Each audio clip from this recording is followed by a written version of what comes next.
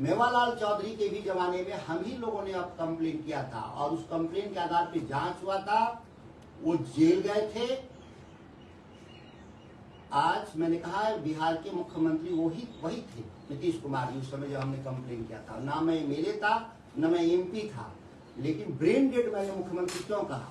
उनको आज ये जानकारी ही नहीं है कि उनके नाक के नीचे किस स्तर पे भ्रष्टाचार हो रहा है और उनसे ही दस्तखत करा कर उन्हीं के कैबिनेट में मेवालाल चौधरी मंत्री में बने। जिस वीसी को दंडित किया गया भ्रष्टाचार के आरोप में, उसी व्यक्ति को एमएलए भी नीतीश कुमार बनाए और उसको मंत्री भी बनाए।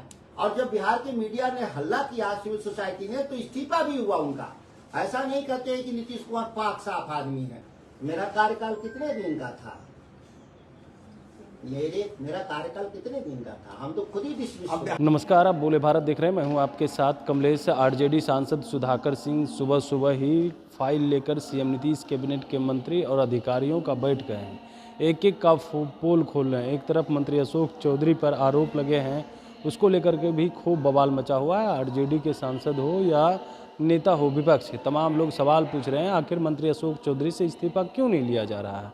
इस बीच देखिए कैसे जो है एग्जाम्पल देते हुए सुधाकर सिंह कह रहे हैं कि आखिर क्या वजह है, मेवालाल चौधरी से इस्तीफा ले लिया, हमने इस्तीफा कैबिनेट से दे दिया, जबकि हमने ये कहा था कि हम चोरों के सरदार हैं और हमसे ये कह कर के इस्तीफा लिया गया था, लगना कि हम दिए थे। वहीं पर कई बातें कहते हुए नजर आ रहे हैं और भी क्या कुछ कह रहे हैं सुधाकर सिंह। सबसे पहले आप वो सुनिए। बिहार एक ब्रेन डेड मुख्यमंत्री के नेतृत्व में जो शासन चलाया जा रहा है, आकंठ भ्रष्टाचार में डूबी हुई सरकार, उसी संदर्भ में कृषि विभाग से संबंधित एक मसले पर प्रेस कॉन्फ्रेंस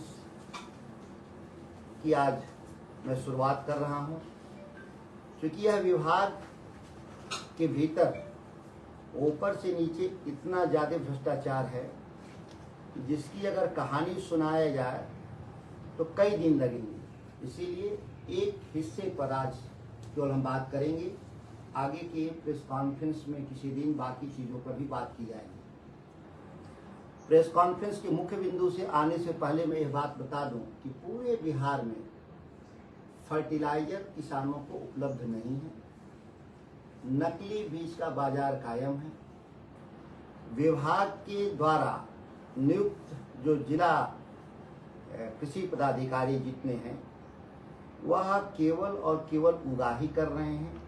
खासतौर से कैमूर से लेकर शाहाबाद से लेकर और सीमांचल के इलाके में, जहाँ बॉर्डर का इलाका है, जहाँ खाद की तस्करी चरम पर है, वहाँ के अधिकारी किसानों की सुविधा देने की जगह दुकानदारों से पैसा वसूली के काम में लगे हुए हैं। यह बहुत छोटी बात है। मैं आ रहा हूँ जो कृषि को संचालित करने के लिए इस बिहार के भीतर सबौर विश्वविद्यालय की स्थापना की गई थी। बिहार के भीतर जब विश्वविद्यालय सबौर विश्वविद्यालय की स्थापना की गई थी, तो माना गया था कि बिहार को कृषि क्षेत्र में अव्वल लाने के लिए इस संस्थान का भारी योगदान होगा। लेकिन यह पिछले नीतीश कुमार जी के कार्यकाल में भ्रष्टाचार का अड्डा। पूर्ववर्ती स्वर्गीय मेवालाल, किसी जमाने में मेवालाल चौधरी इसके कुलपति होते थे, उन पर भारी भ्रष्टाचार का आरोप लगा। वो जेल गए इस मामले में। बाद में नीतीश कुमार जी ने मेवालाल चौधरी को एमएलए बनाया, मंत्री बनाया। मंत्री पद से उनको इस्तीफा देना पड़ा था, सभी लोग को याद होगा। विषय को मैं यही छोड़ रहा हूँ। लेकिन नीतीश कुमार की सरकार सबक नहीं ली। वीसी की नियुक्ति में मुख्यमंत्री सीधे जिम्मेदार होते हैं। उन्हीं के नेतृत्व में एक कमेटी बनाई जाती है उनके आदेश से, और वहीं से उनके जगह पे आज के दिन में जो वीसी आए हैं, दुनिया राम सिंह, नाम दुनिया राम सिंह, बहुत ठीक से ये देखा जाए, ये भ्रष्टाचार के प्रतीक आकंठ डूबे हुए। यह मूलतः उत्तर प्रदेश के रहने वाले हैं, ये बिहार के रहने वाले नहीं हैं। वहां पर भी ये वीसी थे। कानपुर में एक विश्वविद्यालय था,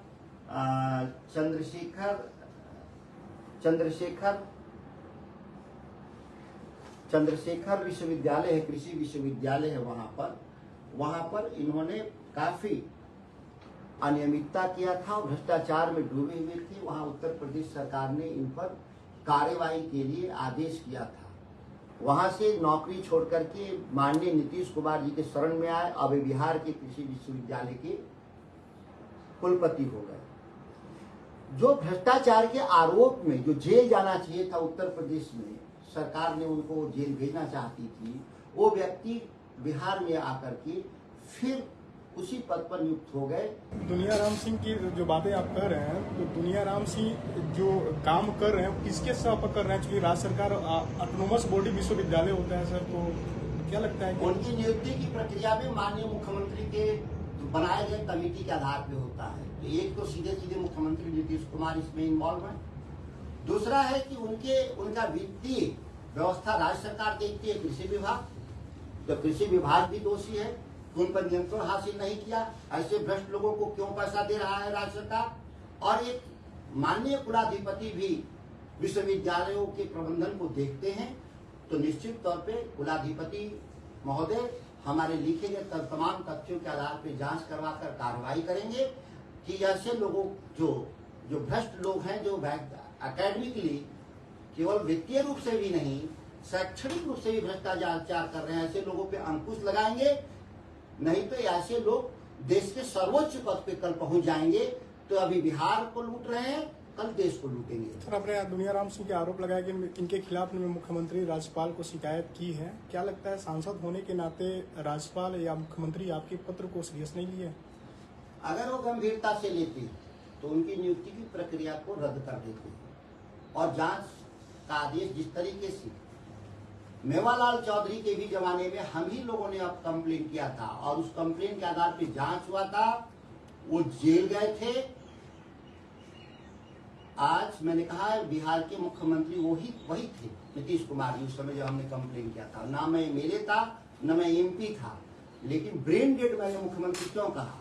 उनको आज यह जानकारी ही नहीं है कि उनके नाक के नीचे किस स्तर पे भ्रष्टाचार हो रहा है और उनसे ही दस्तखत करा कर। वो तो एक मुखौटा है जो घूम रहे हैं पूरे बिहार में। जो हालत है, मैंने उदाहरण दिया, उनके जमाने में जांच हुआ था मेवालाल, उन्हीं के कैबिनेट में मेवालाल चौधरी मंत्री में बने। जिस वीसी को दंडित किया गया भ्रष्टाचार के आरोप में, उसी व्यक्ति को एमएलए भी नीतीश कुमार बनाए और उसको मंत्री भी बनाए। और जब बिहार के मीडिया ने हल्ला किया, सिविल सोसाइटी ने, तो इस्तीफा भी हुआ उनका। ऐसा नहीं कहते हैं कि नीतीश कुमार पाक साफ आदमी है। अच्छा, आप तो कृषि मंत्री भी रहे थे ना?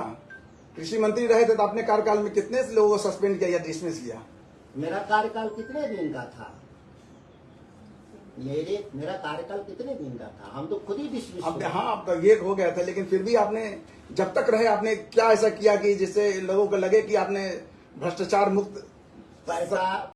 तो आपने सुना सुधाकर सिंह का, वो खूब गुस्से में हैं और फाइल लेकर के बैठ करके एक एक करके पोल खोल रहे हैं, बता रहे हैं कैसे भ्रष्टाचार हो रहा है विश्वविद्यालय से लेकर के तमाम चीज़ों को लेकर के। वहीं कह रहे हैं मंत्री अशोक चौधरी पर सीएम नीतीश कुमार इतने रहम क्यों बर पा रहे हैं।